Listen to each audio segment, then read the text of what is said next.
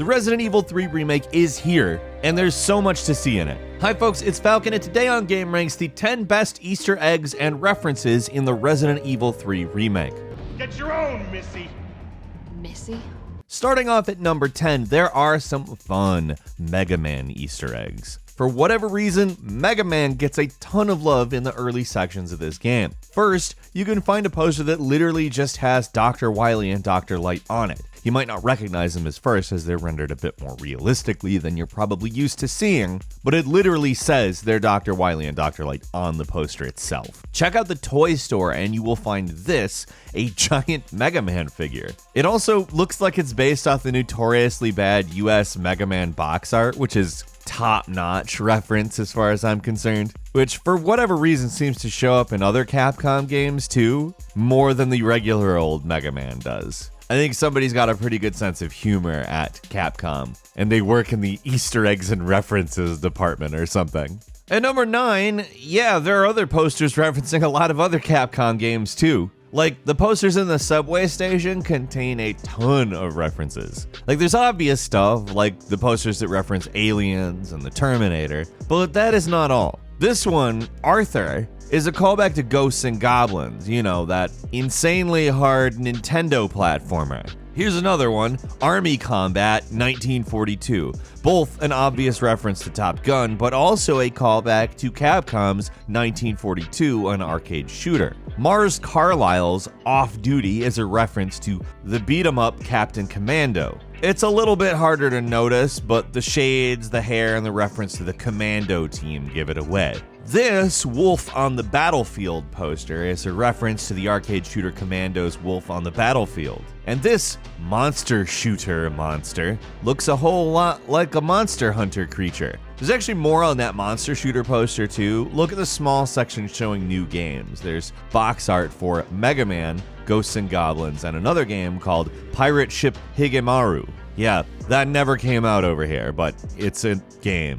At number 8 is alternative outfits. Just like in the Resident Evil 2 remake, they had to put some of the classic costumes in here. They're not quite as ridiculous as the ones in that game, but they're not exactly practical either. Like, here's the classic PlayStation 1 Resident Evil 3 Jill outfit, complete with tank top, skirt, and sweater. Not the most comfortable or practical or sensical or normal thing to wear during a zombie outbreak, so it's kind of easy to see why they changed it to something a little different for the remake. Carlos's outfit remains unchanged, but you do get his original doofy 90s haircut look, so that's something. Like new Carlos, Scruffy Man. Old Carlos, boy band. At number 7, there are a lot of sign references. Like, there are a ton of signs in downtown Raccoon City, and a lot of it is a reference to something else, usually something obscure. Here's what I'm talking about. This big wave sign can be found in Mega Man Star Force 2. Yeah, like I said, obscure. Mega Man Star Force 2, a DS action RPG that came to the US in 2008 and wasn't a huge success, let's say. Eagle's Pet Shop seems to be owned by the Street Fighter Alpha character Eagle. Like, this is actually a holdover reference from the original Resident Evil 3, though the added picture in this game makes it a lot more obvious that it's meant to be that character who owns it. Blue Mountain Storehouse, it's the same sign from Resident Evil 3, and it was apparently added back because the producers just really like Blue Mountain coffee, which is interesting. This Big E One Night Only poster is also a reference to a band flyer you can find in the original Resident Evil 3. There's quite a few things like that, actually. Here's a really obscure one, though. Kite Bros Railways, which is a reference to a note you can find in Resident Evil Outbreak 2. Here's another one from Resident Evil Outbreak 2 as well. Umbrella Noodles and Zapata Beer? Oh, that is from the first Resident Evil Outbreak game. And there's still a lot more, but you get the idea. There's a ton of random signage from previous Resident Evil and other Capcom games.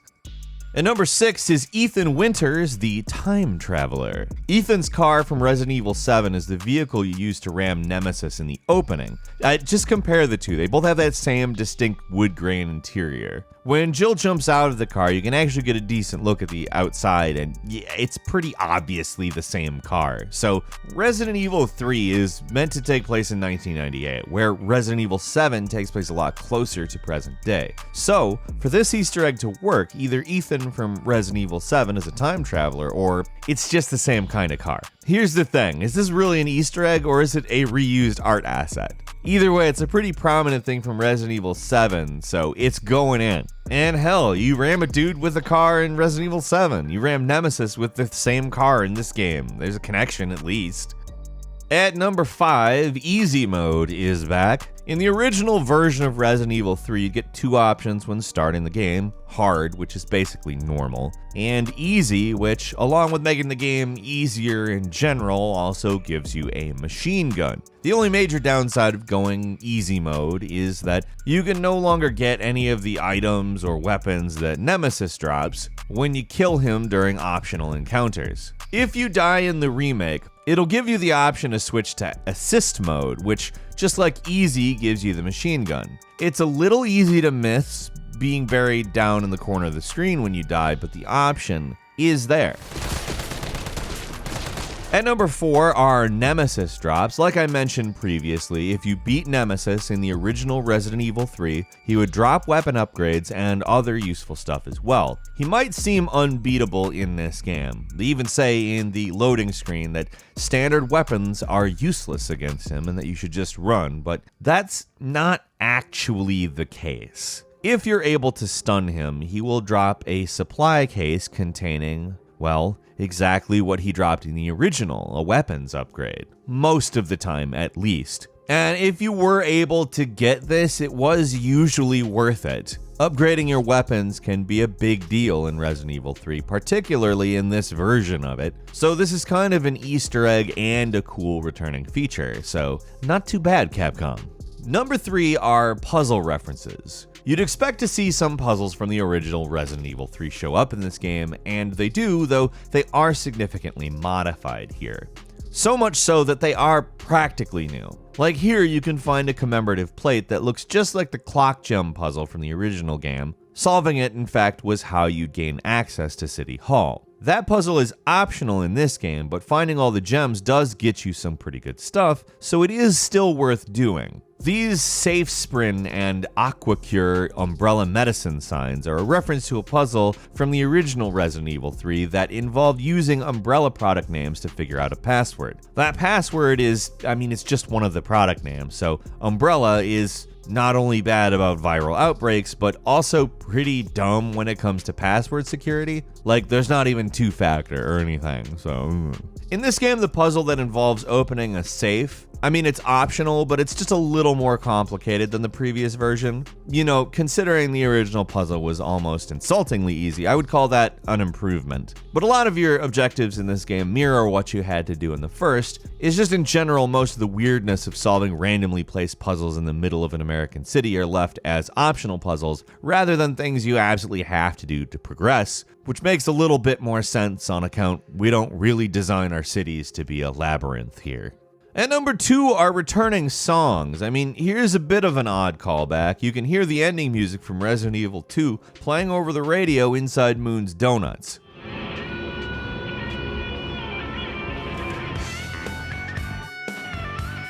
Talking about ending songs, the music that plays over the credits in the remake is the same as the original, just not exactly the same. It's sort of a remix, but if you love the weirdly upbeat music that played over the credits of Resident Evil 3, well, you get it again here. It's cheesy, but cheesy ending music is kind of a tradition in the series at this point. And finally, at number 1 are the achievement references. Of course, there are going to be some references hidden in the achievements. That's probably one of the most obligatory places to do it at this point. The first escape achievement you get right after escaping Nemesis for the first time makes sense, right? It's a reference to Last Escape, which was the original subtitle to Resident Evil 3 before it became Nemesis in the US. If you watch the actual opening CGI for the game, at the end it'll actually show Last Escape. Apparently the name change was so late into development that they didn't even have time to change the text in the opening cutscene. Inserting all the gems into the clock thing in the subway gets you the Power Stones achievement, which is, of course, a reference to the phenomenal, underrated, and why on earth is there not a new version of it, Power Stone, one of the best brawlers Capcom has ever made. Of course, they've got to mention Jill's status as the Master of Unlocking, too. Here it is with the RE Master of Unlocking achievement, which lets you open all safes, lockers, strong boxes, and pickable locks in the game. Seriously, the voice acting in the original Resident Evil is legendary for a reason. If you have not heard some of this stuff, look it up. It is legitimately some of the funniest things you will ever hear. That was too close. You were almost a Jill sandwich. Oh, Barry! Couple of quick bonuses for you as well. All of the codes for the locks you find around the police station in this game are the same as they were in the Resident Evil 2 remake. Of course, that just makes sense. It's the same location after all, but still, you'd think this stuff would have been picked clean already, even though technically Carlos would have gotten there first. So, I guess the locks should already be open in the previous game? Let's not bother with the continuity, it's getting confusing. What is this? That's all for today. Have you found any of this stuff? Leave us a comment, let us know what you think. If you like this video, click like. If you're not subscribed, now's a great time to do so. We upload brand new videos every day of the week, and the best way to see them first is, of course, a subscription. So click subscribe and enable all notifications, please. As always, thank you very much for watching this video. I'm Falcon. You can follow me on Twitter at FalconHero. We'll see you next time, right here on gameranx.